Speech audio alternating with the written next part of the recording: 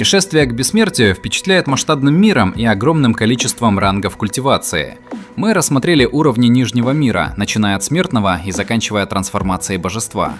После этого начинается Срединное царство. Это один из 3 основных уровней миров / планов существования во вселенной романа. Именно туда стремятся вознестись сильнейшие культиваторы из Нижнего мира. Нижнее царство, или мир смертных, это самый низкий уровень. Здесь находятся обычные миры культивации, где начинаются все истории.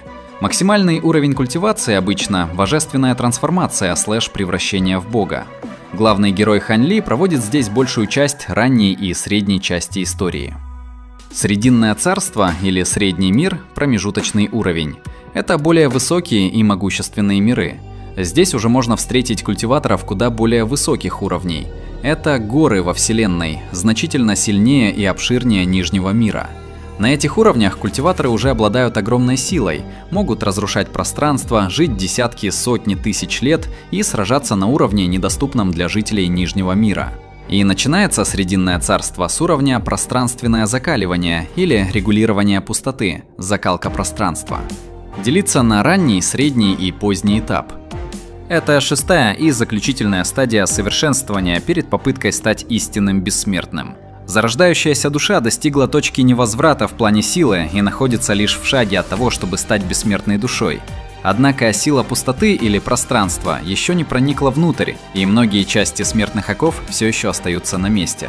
На этой стадии следует сохранить лишь часть эмоций, и зарождающаяся душа в конечном итоге станет бессмертной душой. Существует высокая вероятность смерти при попытке войти в эту стадию.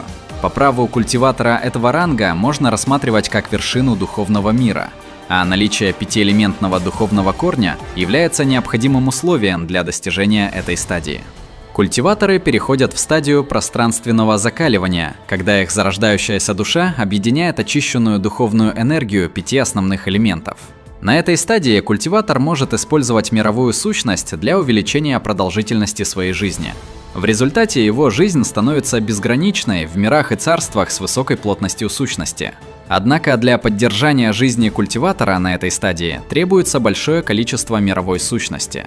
Поэтому миры нижних царств не способны взращивать и поддерживать культиваторов, находящихся на стадии закалки пространства. На практике большинство культиваторов на этом этапе не живут дольше нескольких десятков тысяч лет. Это связано с великими испытаниями, которые происходят каждые 3000 лет.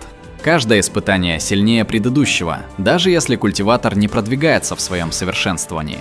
В результате культиваторы, не способные непрерывно продвигаться по стадиям совершенствования, в конечном итоге погибают от собственных испытаний. Многие культиваторы пространственной закалки погибают от первого же испытания. Следующий, 7-й уровень – интеграция тела или объединение тела. На этом этапе человек официально выходит за пределы мира смертных и может без проблем путешествовать в безграничное пространство. На этом этапе он больше не будет использовать энергию неба и земли, а будет использовать энергию природной сущности, намного превосходящую и более мощную.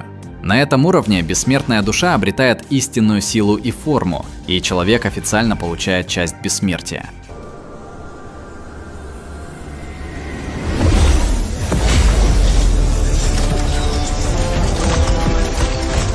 Каждое достижение будет сопровождаться испытаниями. Это считается высшей стадией совершенствования в царстве духов.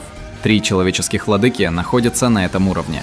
Культиваторы вступают в стадию интеграции тела, когда их зарождающаяся душа созревает, используя энергию истока мира, до такой степени, что их первоначальное тело интегрируется с их душой в качестве аватара.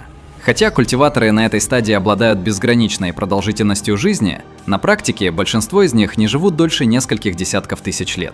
Это связано с испытаниями, которые происходят каждые 3000 лет.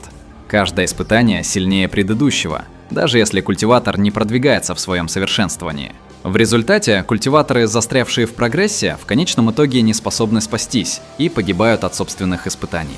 Могущественные существа, такие как демонические монархи, попытаются сорвать восхождение культиватора на стадию интеграции тела, чтобы помешать вражеским царствам наращивать свою силу. На этом этапе культиватор способен легко контролировать и манипулировать энергией мирового истока. Как и на предыдущем этапе, культиваторы, достигшие стадии интеграции тела, обладают безграничной продолжительностью жизни, пока мировая сущность достаточно сильна, чтобы поддерживать их существование. В результате миры Нижнего Царства не могут обеспечить существование культиватора, достигшего стадии интеграции тела.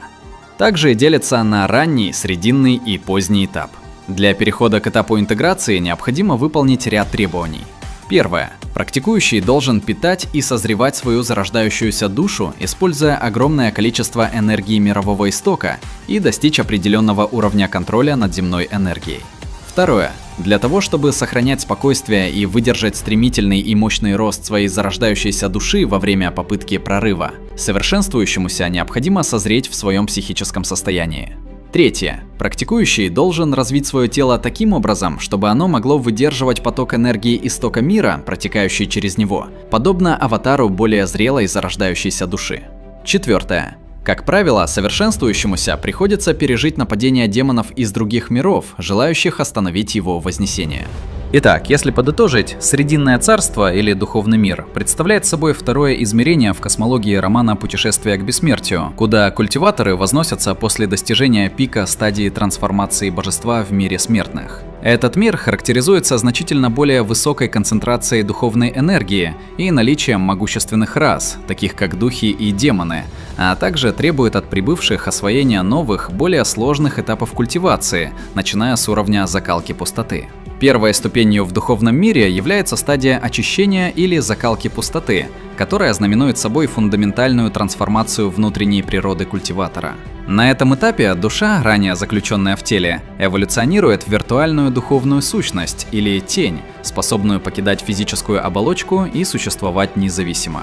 Объединение 5 элементов – огня, воды, дерева, металла и земли – создает уникальный парадокс для обладателей небесного духовного корня. Хотя они демонстрируют стремительный прогресс в Нижнем мире благодаря чистоте одного элемента, им крайне трудно достичь очищения пустоты, так как приходится искусственно выращивать и интегрировать 4 отсутствующих элемента, тогда как носители 5-элементных корней имеют здесь естественное преимущество. Культиваторы этой стадии обретают ясное восприятие небесной и земной ци, получая возможность свободно манипулировать ею в бою, начинают осваивать пространственные силы, что позволяет им разрывать ткань пространства для телепортации и создавать внешних духовных клонов.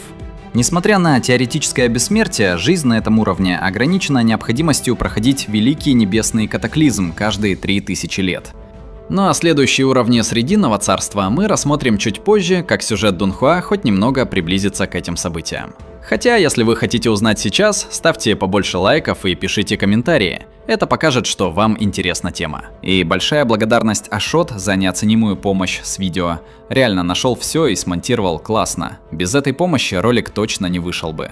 Большое спасибо за просмотр. Подписывайтесь на канал, ставьте лайк и всем пока.